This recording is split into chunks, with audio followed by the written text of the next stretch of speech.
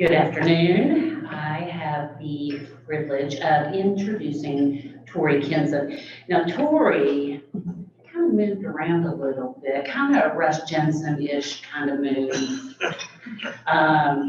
Started in Chicago, went to Danville, then South Florida, and then Knoxville. And so he's done the whole, like, let's move everywhere. He's a Dolphins fan. He's a Bears fan, and he hopes that they never play each other. In 2008, when he moved to Knoxville, he and his wife, they have 3 children, and his daughter is a Bearden graduate. Go Bulldogs. And what's really cool about his daughter, who is the Bulldog graduate, is that she went to South Korea as a student through Rotary. And they are, she's going to South Korea. Sorry, she's going to South Korea. I'm super excited because there's another part of, well, I'm not going to get into it, but Tory will also talk about another student who was impacted through Rotary and through the student exchange program. His family will be hosting a young man who's going to be here from South Korea as well. Tory, while only a 2-year Rotarian, is a generational Rotarian. His dad was also in Rotary. And what he said to me is, I wish I would have done this sooner. Tell me how I feel that way. So without further ado, Tory Kinson.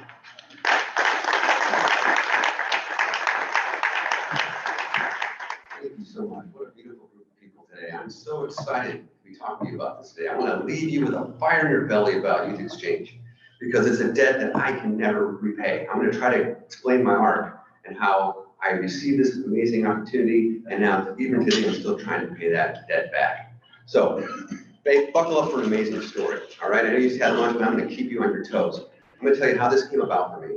I'm going to tell you how it transformed me personally, how my life is today, and how you all can make a difference in the world. That's what we do here at Rotary.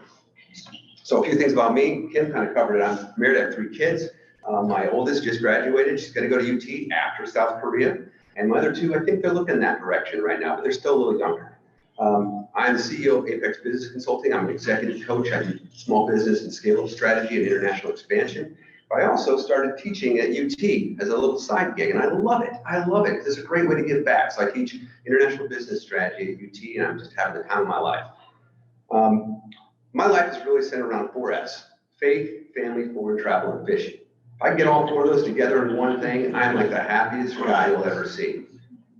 Now, how did it all start? Well, that's my dad. I'm from Danville, Illinois originally. My dad was a career Walgreens guy from Chicago, and they sent him down to Danville to run an office. And he got really active in Rotary and in youth exchange. And so over the time, me and my 2 brothers, I was the youngest, we started hosting kids. So that first exposed me to, hey, there's a much bigger world than the cornfields of Danville, Illinois.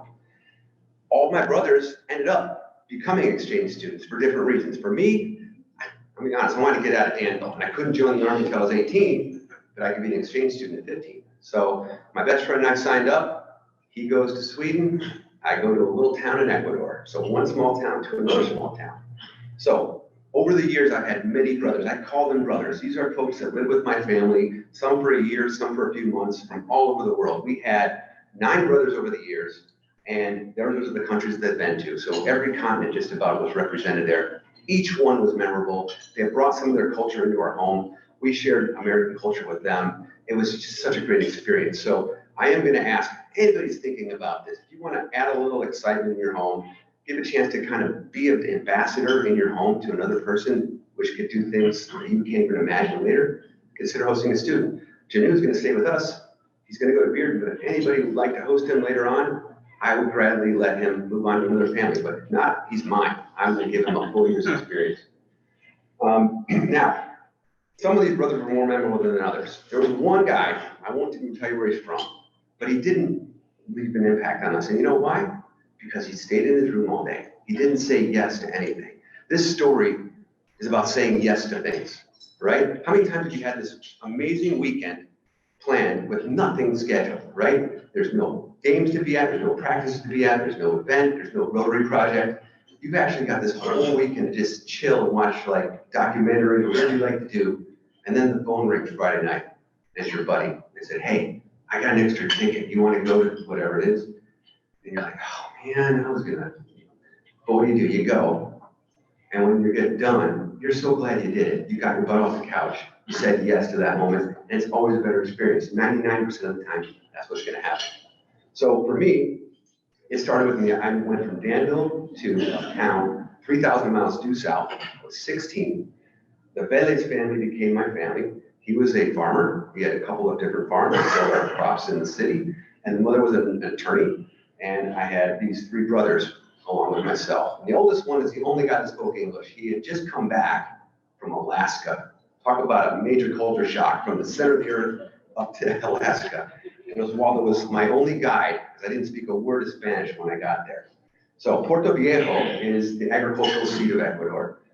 There's a lot of crops, there's a lot of seafood. It's just an amazing little town. The little town is 200,000 people, but that's small for Ecuadorian standards. And the first few days, how many of y'all been to a foreign country before? Okay. You always try the food, right? We're not going to McDonald's when we're over there, right? Well, that was the first thing Rotary said, say yes to everything. Don't ask what it is until you've done eating it. So there were three rules. One is don't ask until you've eaten it. This was a patriarchal society. This is 1988, 1989. There's a Cold War going on. There's a lot of machismo going on. That's very, very much culturally rooted in that society.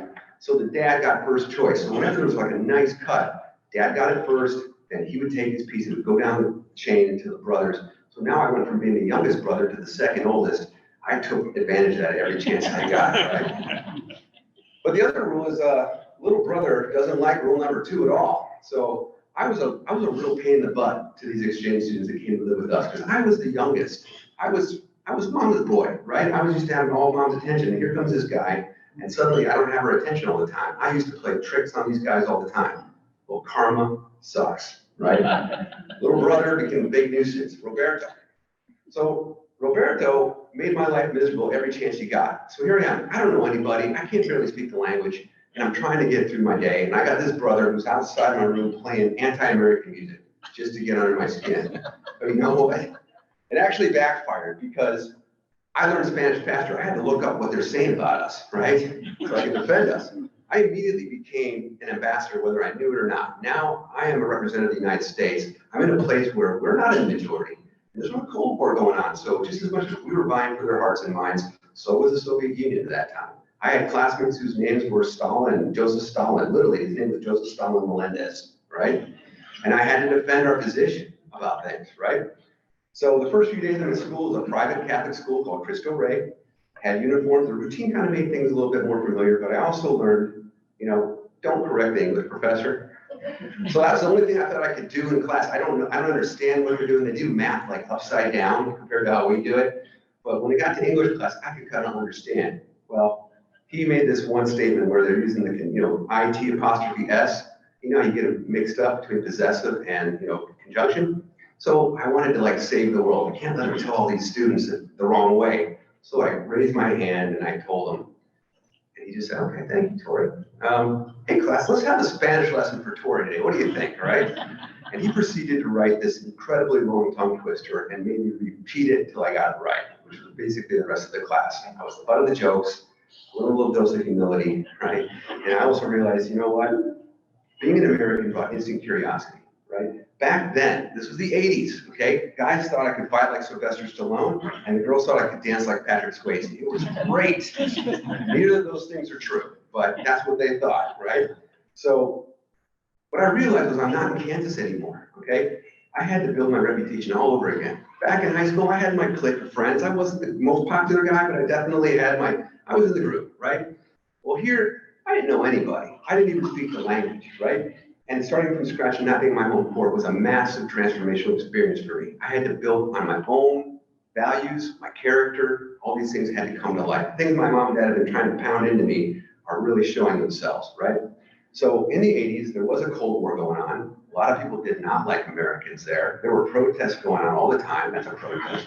That dog right there, that's Chopper. And I had to walk past him every day. I think he was a communist because he'd always snap at me whenever I walked by. But what I learned is I had taken for granted all the blessings and liberties we have living in this great country. And it really hit me home when I saw things like libraries. You know, we go to library, we can take out 20 books and we can automatically renew them over and over again. Over there, you don't check any books out. You use the book in the library and you give it back to them, right? That was one tiny little example. I was like, wow, what a great country I lived in. What am I doing? I also learned that character counts. It's universal, right? You measure a person by their character. So over time, I won them over. These people that didn't like Americans said, this guy's not like the Americans I see in the stories I'm hearing in my weekly communist club or whatever they were going to, right? They say, this is a guy that loves people, he tries to help, and that's what helped me the most. That was my first taste of service. Rotary really kept me involved in service projects. Whenever you're homesick or feeling bad, best thing you can do is get out of your room and go do something for somebody else, because for that one moment, you don't feel worthless, you don't feel alone, right? You're helping somebody else be better. I'll get to that in a minute. So I'm getting momentum. Now I'm making friends. My Spanish got better. This was my friends. Many of these folks I'm still friends with today. And I'm still in touch with them. And one lives in New York. We get together about every 2 years. And he lived with my family too, by coincidence, Pablo, just like a brother to me. Now I'm having fun. I'm going on all these amazing trips. I'm seeing, this is a country the size of Kentucky, okay? And they've got the Amazon jungle, the Andes Mountains, they got the Galapagos Islands, and you can get to any one of those things in the same day. You could literally go all the way over the mountain and be back on the other side in about 7 hours. So I was traveling with my school, but the one that really got me the most was we did a service project in the Amazon. And I don't know if this thing will shine, but that girl up in the upper right corner, she didn't know how to read or write. So here I am with my class, teaching somebody in an indigenous village how to read and write in a language I didn't even speak a few months ago. Is that transformational? You bet it is. Did I appreciate even more how great I had it where I lived and how many people don't? This was the beginning of a spark that still burns inside me today, brightly. Now, I saw a lot of wonders. I saw lots of things on family and school vacations, but what really happened was this is where Rotary came in. Somebody at Rotary, there's a lot of Rotary. Rotarians make things happen. When this Rotary Club, there was a general, I don't know what his role was, but he had access to all those MAC flights. And in the 80s, the Galapagos Islands was not a place tourists could just go to. You had to be a soldier or a scientist to go there, or a Rotary Youth Exchange student. So we got to ride on a plane, all the other students in the country, and we got to visit the Galapagos Islands for 2 weeks. Just amazing, amazing. It's such a beautiful place. So that was the capstone. For this little guy from Danville, Illinois. I'm in the Galapagos Islands petting. You guys know what that bird is down below there? You ever seen those? They got bright blue feet. See them on? It's a funny word. It's a blue-footed booby, right? Yeah. So while Rotary had a lot of rules about being exchange students, you couldn't date. I did see some movies, right? Sorry, I had to say it. So 11 months, 17 years later, this is where the story really happens, right? The journey had just begun for me. I'm back in the United States. I had a fierce pride for my country. I had a deep respect for what it meant to be an American. Now I really got it, right? And I didn't fear the unknown anymore. I said yes to so many things. I knew that whatever it was, it's going to turn out better than what I could have planned on my own, right? That ties into my faith and that ties into my life. The new opportunity comes along. If there's a challenge, I run in head first into it now. And that became this arc of one challenge after another for me. I wasn't like that when I left. I was definitely like that when I came back. So there were sacrifices. I had to redo my senior year, but it was worth it. So I had to figure out how to get back to South America. I fell in love with that country. So I pursued a career, figuring what's the best way. So first I thought about, well, the Army, right? The Citadel. That would not have been a school I would have picked before I left for there. I would have been afraid of those challenges. That school is not for everybody. And it almost broke me, but I got through that challenge. Then I decided I wanted to work in Latin America. I had an opportunity with Black & Decker. They needed a guy that was bicultural and bilingual that could launch the DeWalt line in Central and South America. 22 years old, expense account, hello, sorry, second lieutenant was interesting, but I turned down my contract and took a senior role. Changed my life. I spent the next 20 years working all over South America for 2 different companies, building their businesses, learning about business, put me in grad school along the way, picked up Portuguese along the way. Remember, none of this would have happened with that 15-year-old boy that was in Danville, Illinois before I left. So I was so excited, I wanted to get more involved still. So here's where it's a little mushy. This is how I tell you this totally changed my life. If I didn't have these new character traits, this intense desire, or just, I'm like a magnet towards challenges and to conquering. I think of challenge as an opportunity to grow now, not an opportunity to suffer. I wouldn't have met this lady. She's just like me. She was my wife, Monica. I met her in Bogota, Colombia. We've been married for 25 years. But if I didn't speak Spanish, I wouldn't have been able to speak with her because she didn't speak English, right? I didn't have a job in South America, which I would have gotten. Why? Because I spoke Spanish. Why? Because I was an exchange student, right? All this ties into this. My kids wouldn't be here if it wasn't for this. So truly a debt I can't pay. So I didn't speak Spanish, I didn't have that job, and I hadn't said yes to whatever came that way. I would not have had that swagger in my step that attracted her, right? So now I have two families. That's the families. They came to see me in Tennessee about just before the pandemic. My mom went to the shrimp dock and got the fish that we use to make ceviche. Have you ever had ceviche? Oh, that's good stuff, right? But you tell a kid at 15 years old, here's a plate of raw fish and lemon juice. That's not the first thing you're gonna want to try, right? I loved it. So they came back and made my favorite food. We're still in touch today. You remember Roberto? We're like brothers today. That's Roberto and I in New York City. He's got a very thriving business up there. We got our families together. So Rotary started all this, right? It created an environment that fostered that personal growth. It made the unknown less unknown. They prepared these kids before they go for a year. So you know what to expect. They have you talk to kids that just came back. I know my daughter is helping I go in South Korea. If I can have it through the auspices of Rotary, it's going to be a much better experience for her. And I'm going to sleep a little better as a dad at night as well. So it kickstarted my life. So to me, change is constant, but growth is always a choice. That's a quote from Maxwell, right? Opportunity and change are always chances for growth, and growth enriches your life. And a life that's stimulated repeatedly by this builds this confidence. And when you have that swagger and you walk into a room, you don't have to worry about the unknown. You'll figure it out. You've done it enough times to know that whatever happens, even if I fail miserably, it's going to be a better experience for me. And that's been my guiding compass in life. It's put me in great positions. I've been a CEO of companies. I've run up the ranks in sales. I've traveled almost 50 countries. I give this talk to Rotary clubs because I want to get more clubs involved. But it doesn't stop there. This is where we end up here in Knoxville. So my 4 F's have led me in every big decision. My faith guides me. My family wouldn't have happened without that. My foreign travel, I've been to many countries, and I still get to fish. I caught trophy fish in 3 countries. You fishermen want to talk about some fishing stories? I'll pull out my phone after this meeting and I'll show you some really good ones. So back then, I was on the receiving end, right? I was an exchange student. But now, starting in 2021, when I became a Rotarian, I'm giving back. So what am I doing? I'm teaching to help the next generation. I have Rotary as a youth exchange officer. I'm involved with that district, and it's crazy. We have 5 kids going out in our entire district. We should have 15. We can't give these away. And if you know any kid that maybe can't afford to, we're putting together a fund, our clubs are, so we can sponsor that kid free of charge. It'll change their life. And last but not least, I'm involved in a nonprofit called Water Mission. Anybody ever heard of Water Mission?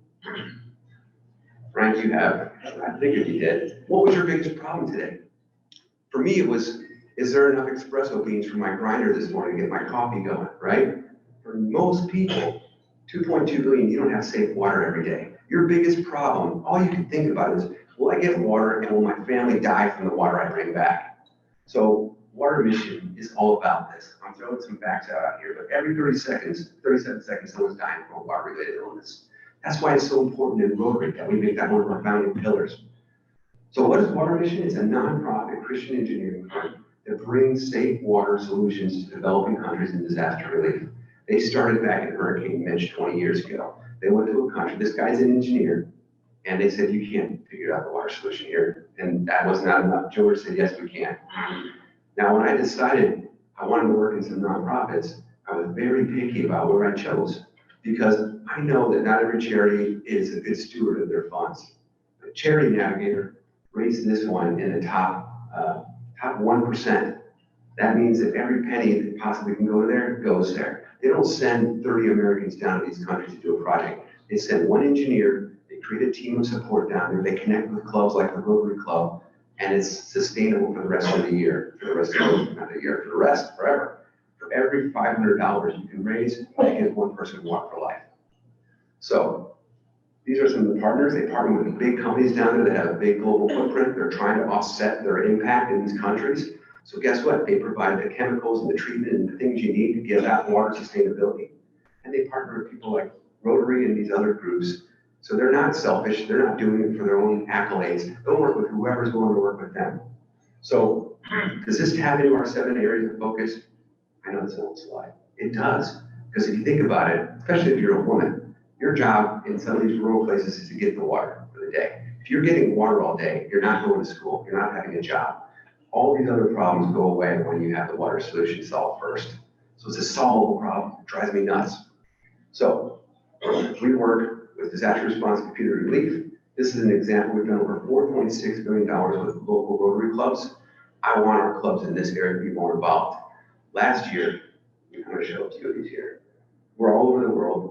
We have offices in those places, and we've done projects in all those other places. And while it is Christian-based, the main message is getting the water for these people. So I love what they're doing, and they're going to keep doing it. So we started our first chapter here in Knoxville, first one outside of South Carolina. We did our first walk last year. And our walk was at Lakeshore Park. It was a beautiful day. And what they do is you walk with a bucket, 2-gallon bucket, 1.5 miles, and you fill it with water. And then you walk back to the finish line. To help you understand what most people do every single day, you carry a couple of 2.5 gallon buckets of water. It's pretty heavy, right? So on the walk, we do that. We had 3 clubs. We had a Freedom Club, the Farragut Club, and the Breakfast Club participating. I want this club to be involved next year. Is that something we could do? We need walkers, we need volunteers, and of course we need sponsorship. So that's my ask. And again, this is all happening. It's your fault. You sent me as an exchange student, right? So I hope you guys consider that, put me on your radar screen so we can talk about that. Frank, I'd love to talk to you specifically about some of this. I bet you got some good ideas. But I really appreciate you all for this opportunity. Next year, April 2024 is when it's going to happen. And together we can really write a better story. Thank you very much.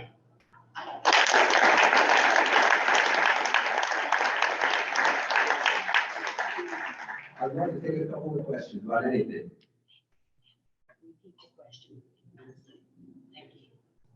Yes, sir.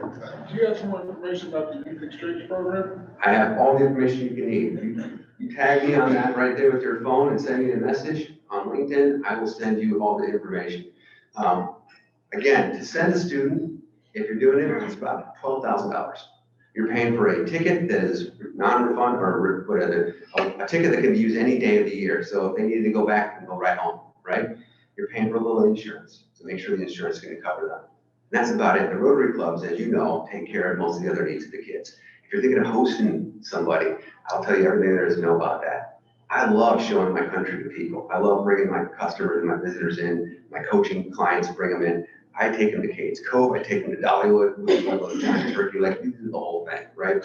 And even if you don't have the bandwidth to do that, maybe you have an extra ticket for something. Send me a message. I will send the kid out with you for the day. You'll never know what difference that might make in their life to see something or go somewhere. Great question. Yes. I was just gonna say, I think a lot of people in here might know Rob Dansrow, who's in another Rotary Club, but his daughter was the same age as my daughter at West and went to India, actually got caught over there during COVID, but she just got awarded a Fulbright scholarship to Cambodia, which I'm sure her experience with this had a lot to do with her getting the Fulbright. Yeah, and think about what my daughter's college application essays are looking like, right? She's got a story to tell. You're absolutely right. Yeah. Yeah, I don't have a question, but I really just wanted to say thank you today for your passion and enthusiasm.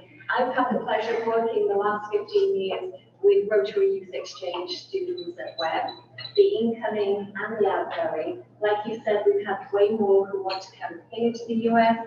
It's a little more difficult to get Webb students anyway to spend a year in another country. But oh my goodness, the change in students, both incoming and outgoing, is amazing. It's just like changing, it's like enhancing. We have probably sent about 6 or 7 students the last couple of years abroad, and they've come back and they're wanting to go back and do more. And again, we've had students who've got Fulbrights. And then the incoming students, they have enriched my life hugely. And I still keep in touch with many of them. The first student we hosted was Julie from Ukraine, you know, who came a few months ago. And again, what an impact it had on her life. So thank you for sharing this. And we're actually having a student come in August From France. from France. Yes, Starting up again after COVID. that's right. We'll have one into this city from Korea with my family, and the girl from France is coming to stay at Webb. So it's gonna be a great experience for them. Thank you. Any other questions? All right, well, thank you so much for this opportunity. I hope to see you on the fall meeting.